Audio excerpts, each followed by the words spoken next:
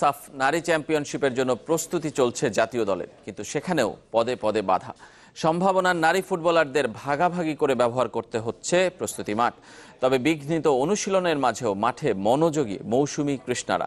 গ্রুপে প্রতিপক্ষ কঠিন, কিন্তু কোচ গোলাম রব্বানীর টার্গেট সেমিফাইনাল খেলা। পৌষের কুয়াশা ভেঙে যখন সূর্যের রুকি, ততক্ষণে অদম্য একদল কিশোরী ব্যস্ত সাব চ্যাম্পিয়নশিপ মিশনে।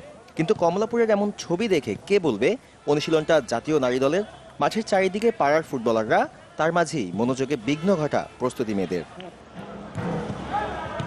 2 মাস আগেই যারা অনূর্ধ্ব-16 এএফসি কাপের চূড়ান্ত পর্বে খেলার কৃতিত্ব দেখিয়েছে, তাদের প্রতি কেন এত অবহেলা? নিরুপায় কোচ গোলাম রব্বানী। তবে এনএসির কর্মচারী আবুল বাশার খুব সহজেই এড়িয়ে গেলেন পুরো বিষয়টিকে। ঠিকমতো পাইনি, অর্ধেক মাঠে প্র্যাকটিস করতে, এই জিনিসটা না মানে এরকম হওয়ার কারণটা কি? না, আমি তো ওদেরকে উঠাই দিছি, অসুবিধা তো পাইনি।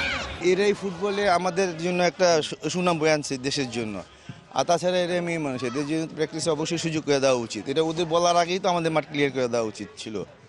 বারবার তাগিদ দেওয়ায় ঘণ্টাখানেক পর অবশেষে পুরো মাঠে অনুশীলনের সুযোগ মেলে সঞ্জিদা কৃষ্ণা মারিয়াদের।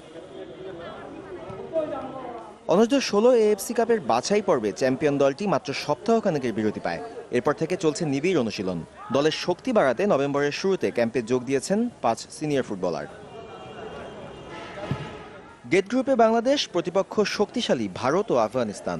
দীর্ঘ সময় অনুশীলন করলেও কোনো প্রস্তুতি ম্যাচ খেলার সুযোগ পায়নি। তাই সব সময়ের মতো এবারও কোচ গোলাম রব্বানী শিষ্যদের পরখ করার সুযোগ পাচ্ছেন না।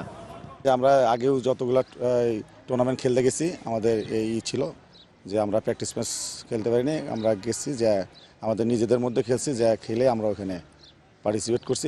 শীঘ্রই 20 জনের দল চূড়ান্ত করবে ফুটবল ফেডারেশন। আর 26 ডিসেম্বর শিলিগুড়ি পাড়ি জমাবে নারী দল। সাদমান সাকিব, চ্যানেল 24, ঢাকা।